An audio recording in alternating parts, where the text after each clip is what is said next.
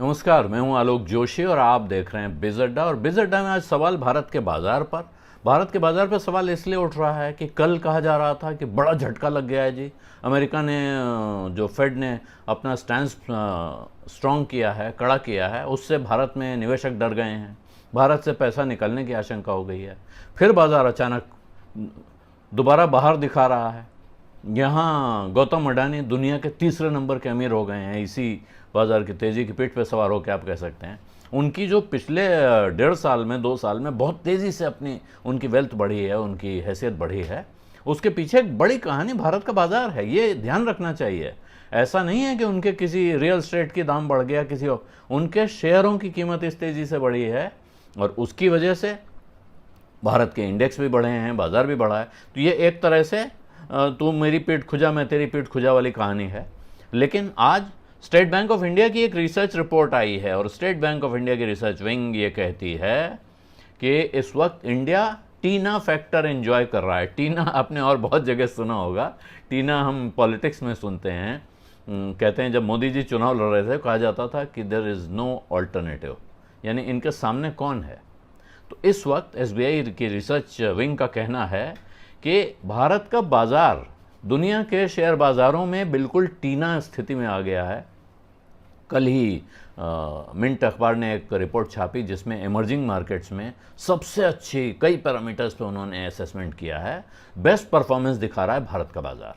और आज state bank of India का ये रिसर्च नोट जो है ये कहता है कि दुनिया के सभी देश जो हैं वहाँ एक तरह से पोर्टफोलियो में चर्निंग हो रही है, यानी मथा जा रहा है। चर्निंग मथना होता है, तो लोग कुछ बेच रहे हैं, कुछ खरीद रहे हैं, हिलडुल रहे हैं, हलचल चल रही है। और ऐसे में भारत ऐसा लगता है कि ग्रोथ और महंगाई दोनों के संतुलन के लिहाज से वित्त वर्ष 2023 में, यानी जो इस चालू वित्त वर्ष चल रहा है, जो मार्च 2023 में जाके ख़त्म होगा, इसमें दुनिया में सबसे अच्छा डेस्टिनेशन दिखाई दे रहा है।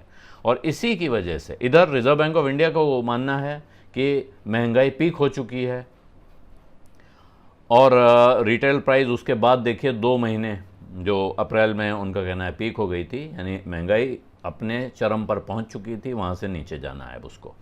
उसके 2 महीनों के बाद ये दिखाई पड़ा, बाजार में दिख रहा है। फॉरेन पोर्टफोलियो फ्लोज जो भाग रहे थे एफपीआईज लगातार, वो वापस आने लगे हैं।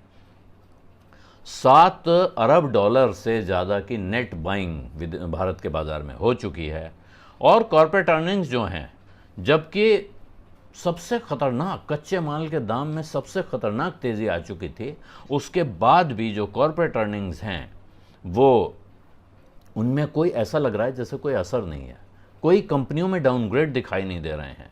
और फंड मैनेजर्स का कहना है कि साहब FY23 यानी इस साल में निफ्टी की 50 कंपनियों का जो अर्निंग्स है या उनकी कमाई है, मुनाफा है, वो या आमदनी कहिए या मुनाफा कहिए, 15% की ग्रोथ दिखा सकता है। 15% की ग्रोथ बहुत होती है। जब बाजार में आप लॉन्ग टर्म में देखें, कंपनियां अगर लगातार 15% दिखाती रहें तो वो मल्टी बैगर अपने आप हो जाती हैं।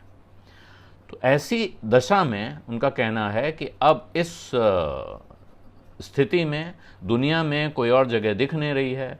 पश्चिमी देश इस वक्त अब एक सर्दी की तैयारी कर रहे हैं। वहाँ आप जानते हैं जाड़ा बहुत होता है और एक लंबे ठंडक का मौसम होता है जिस वक्त बहुत सारी गतिविधियाँ ठंडी हो जाती हैं। और साथ में वहाँ एक ख़ास चीज़ होती है एनर्जी प्राइसेस। वहाँ तेल का दाम, जो कच्चे तेल का दाम है, अमेरिका में, इंग्लैंड में, यूरोप में हीटिंग ऑयल एक चीज़ होती है जो घरों को गर्म रखने के लिए काम आता है। तो हीटिंग ऑयल के दाम जाते हैं और उसमें बहुत तेज़ी होने का डर है, क्योंकि कच्चे तेल के साथ जो चीज़ जुड़ी होती है, नेचुरल गैस, प्राकृतिक गैस, उसका जो भंडार है वो थोड़ा उसमें वो डामाडोल है। उसकी वजह रूस का झगड़ा भी है, यूक्रेन से सप्लाई में प्रॉब्लम है। तो इसकी वजह से 25% ग्लोबल क्रूड ऑयल गिरा है, लेकिन अब दोबारा लग रहा है कि वो ऊपर की तरफ भागेगा।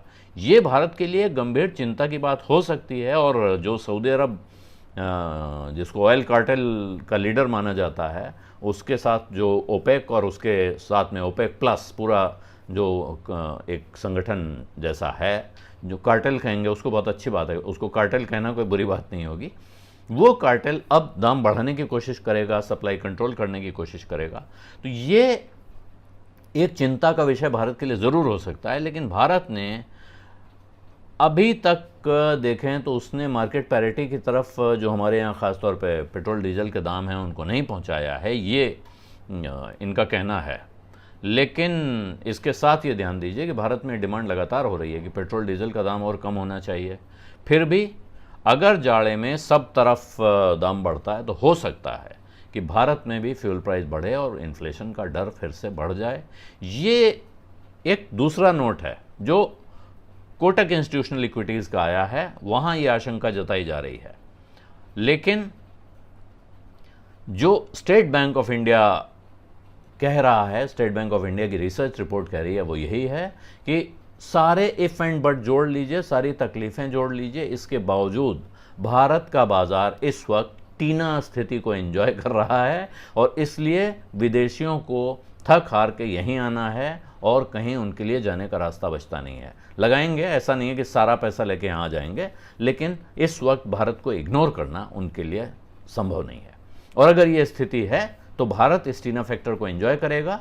इसके साथ भारत का जो रिटेल इन्वेस्टर है उसका जो पैसा बाजार में लगा हुआ है वो अपने आप बढ़ेगा। जैसे अडानी की संपत्ति बढ़ रही है, ऐसे जो रिटेल इन्वेस्टर है उसके पोर्टफोलियो भी अपने आप बढ़ते हुए दिखाई देंगे। बिज़ अड्डा में आज इतना ही। अब इजाज़त दीजिए। धन्यवाद। नमस्कार।